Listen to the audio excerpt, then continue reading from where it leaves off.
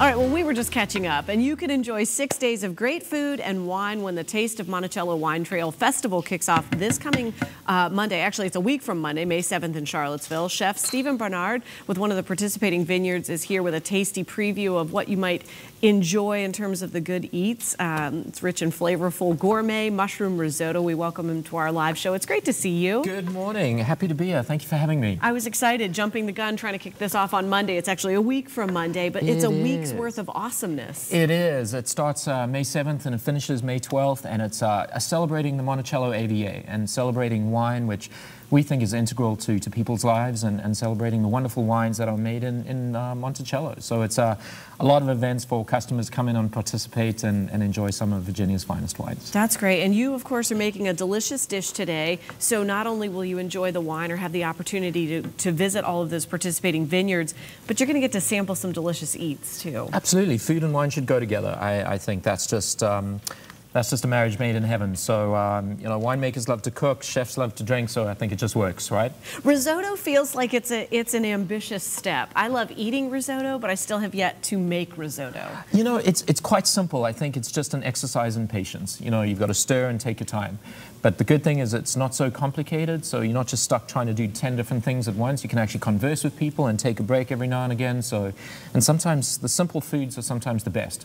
Lots of flavor, very vibrant, food-friendly, and wine-friendly as well. You can pair it with a bunch of things, and I think it appeals to so many people. So it's a wonderful thing to make. And include the wine in the dish. You were just enhancing a little bit there. They always say cook with wine, and if it happens to make into the dish, then all the better, right? But if things aren't going well, that's your backup plan. That's plan B if things don't go well. Well, you were, talk us through the steps as you got started, because you already have this underway. Sure. So pretty simple. We're going to caramelize some shallots, then add some mushrooms, and that's going to be added right at the end. And then what we do, we have the arborio rice with some porcini mushrooms initially, and we're going to just adding stock until that rice gets nice and tender, but we don't want to cook it too far. We want it just al dente, bring it all together, finish with a little bit of butter and some chives, and I think hopefully it'll taste good. And here's where the patience comes in, because you put it in, you let it work its way in. Let it work its way, absorb the liquid, add a little bit. So it is a process. You know, it might take 45 minutes, 50 minutes, but you know, I think the results at the end of it are lovely. So this wine trail area is home for you now, but talk us through coming to this area and really the reputation it has now as a wine mecca. Yes, so the Monticello AVA, and there's 26 wineries that are going to be at the Monticello Wine Festival, which is, the Grand Festival is on Saturday. But my journey is a little bit far. I come from South Africa, Cape Town, and came over in 2002 with the intention of being here and learning and experiencing the culture and experiencing wine, but moving on. And then I think we realized that, you know, Virginia has the potential to make some world-class wines. Not only is it a beautiful area, not only, you know, is it so close to Washington, D.C. and all these big hubs that attract a lot of people, but from a winemaking point of view, it can make incredible wine, and it has. It's you know, the quality of wines exponentially over the last couple of years just boomed. A lot more wineries. We've attracted a lot more winemaking talent from France and Italy and UC Davis and South Africa. And we're excited about the potential. We're only scratching the surface, and these wines are going to get better and better and better. And it's grown so much over the last 5 years, the 10 years, you know, since the first handful of wineries were out in that Charlottesville region. And I think we've come to be known almost for a signature flavor of wine in a way, right? With the Viognier. So. Viognier is the state grape, which is great, but you know what's so lovely about, there you go, cooking with more wine, right? Oh yeah. Lots of flavor, if it happens right? to make it into the dish, then all the better. There you go. Yeah, you know, we do wonderful Viognier, but that's not the only thing we do well. We do wonderful Bordeaux blends, and you know, we do Cabernet Franc, which is just an incredible varietal that I think Virginia makes some world-class varietals.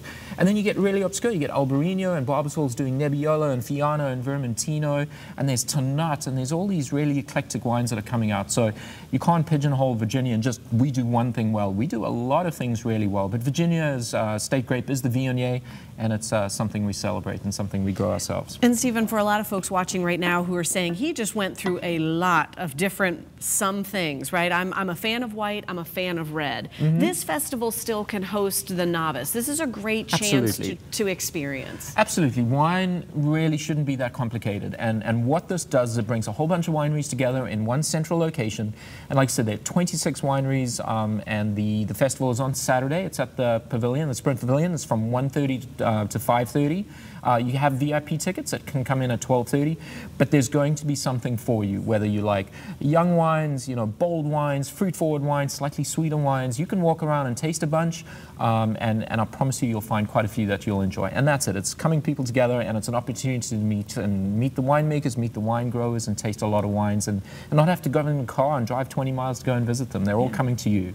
So it's going to be a wonderful event and something worth celebrating. I love how you have totally proven. You said it's a good dish. You can just mix it. You can visit. I mean, look at how much visiting we've been able to do. Absolutely. And it really is. It's just about kind of watching it and being a part of it and inviting people to share. And that's a great Absolutely. thing to have. I mean, the whole thing about food and wine and time in the kitchen is time for people to come together. And at the end of the day, enjoy the meal, enjoy the wine, and take your time. I find, today's life is so fast-paced. This gives you an opportunity to slow it down a little bit. Put the phone away, help cook, help prepare, come together as a family and enjoy Virginia's offerings. Not only ours, but there's incredible wines. We talk about Monticello AVA because of the festival coming on, but Northern Virginia, the Eastern Shore, Virginia makes incredible wines, and food and wine are just a way to celebrate that. And it really is so amazing. The Commonwealth has different pockets. This particular area really is a great area for grape growing, though. It gives it that certain flair. Yeah, it's challenging. I mean, farming is challenging, but I think if you find the right sites and you put the right grapes in the ground and you're passionate, I think anyone that goes in, if you meet wine growers and winemakers and owners, they're passionate about the industry, they're passionate about using the land. And I think you can communicate that in a glass of wine. And all we really want to do is amplify and tell you where that grape is grown. We don't want to dress it up too much. But it all comes from a sense of passion and a willingness to make the best product possible.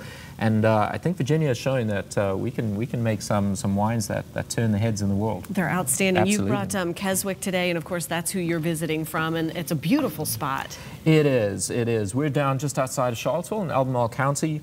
Long winding road leading up to there with big horse farms and gorgeous countryside, rolling hills and mountains. It's absolutely picturesque, and they say grapes don't grow in ugly places, and that's really, really true. So, well, we're glad that you found it beautiful and you've decided to stay in Virginia for now and share all this. This looks delicious, and you have the chance to come out and enjoy 6 days of great food and wine at the 2018 Taste of Monticello Wine Trail Festival. It's kicking off Monday, May 7th through Saturday, May 12th at various locations around Charlottesville. We'll have a direct link to that complete list of all the events on our show website by early this afternoon, WTVR.com/VTM. Thanks so much. It smells so